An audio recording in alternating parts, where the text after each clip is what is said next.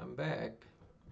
I found a poem that's appropriately named Fresh Start, so I think it's good to start with that one. It's a longer poem. I will say that some of my writing does deal with tougher topics, things like depression, thoughts of suicide, alcohol. So if that's something that's perhaps not appropriate for you, use your discretion in that if you're listening. Um, Go easy on my grammar. I was never much of a prescriptivist. I know my voice isn't as good as it used to be, not as strong of a reader as I used to be, so I'll also be scrolling through the document itself. If you don't want to listen to me, I know I have a monotonous voice sometimes. I understand that. You can always just read at your own leisure, put it on mute. So there's that option as well if you don't want to listen to me read. But I'm going to swap over here and we'll get started.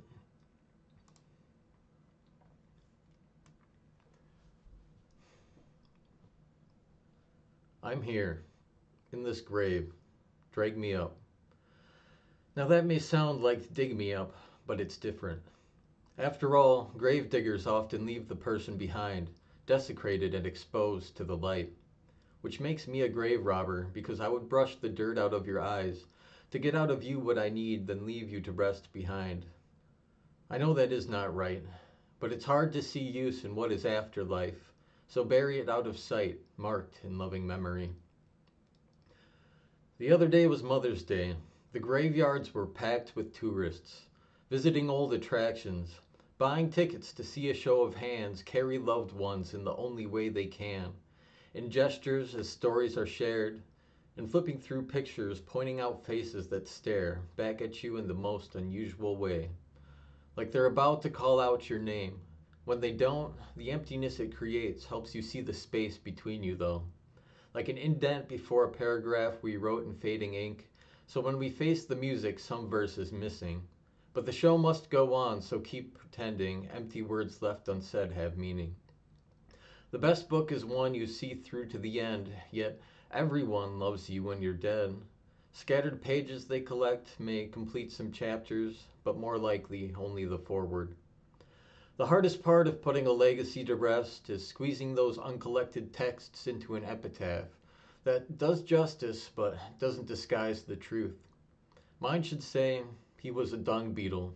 He rolled all his crap into a ball. Now he's taking his ball and floating home. And when the ball drops, I'm sorry for whoever's head it lands on. I've written enough sad songs, so no, after I pass, you don't have to take a stab at your own. But I won't stop you. I just think your book is worth a better page. So when we all thumb through, you jump off of the paper, over the candlestick by which you wrote each chapter, drawing attention to what lit you up, that we may remember you lived your life away. A subject in motion moves towards rest. That same motion creates a ripple effect, disturbing all life in oceans for miles.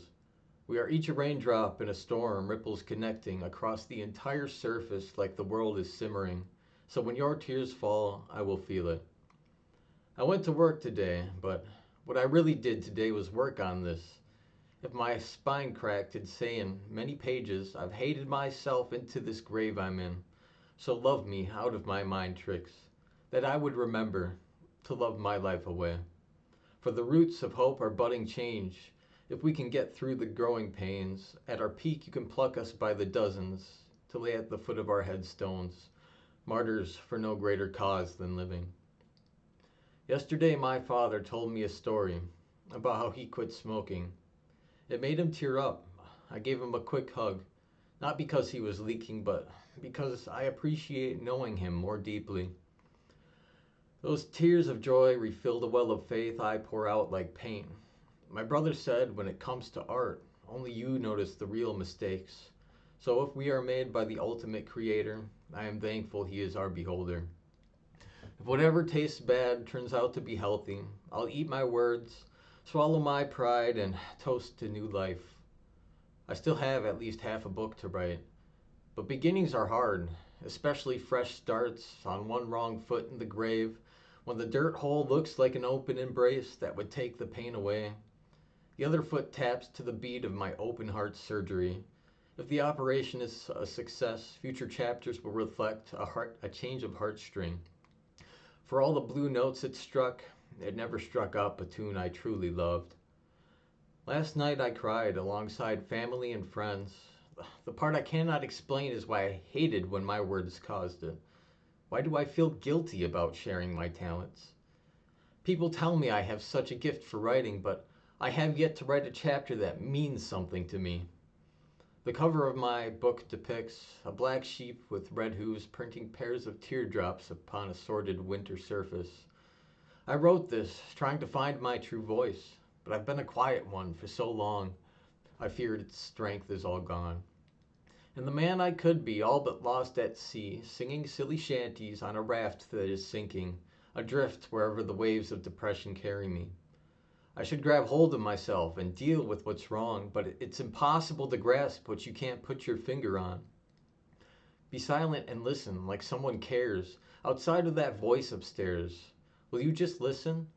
A few weeks ago the trees were barren, yet I felt full of life. Now we've traded places and I am fruitless, left to die. And so, drank myself to exhaustion, as I do often. Every time I hear sirens, I think, maybe they're finally rushing to revive me. Now I see it is my job solely. So I take hold of these bad parts of myself and strangle them to death. So all that's left is worth preserving. Mummification for intangible remnants written on each page. So know as you stand before my grave and read that final phrase, the pain never goes away, but you change how you stare it down and face up to it in better days, in better ways each time it comes around.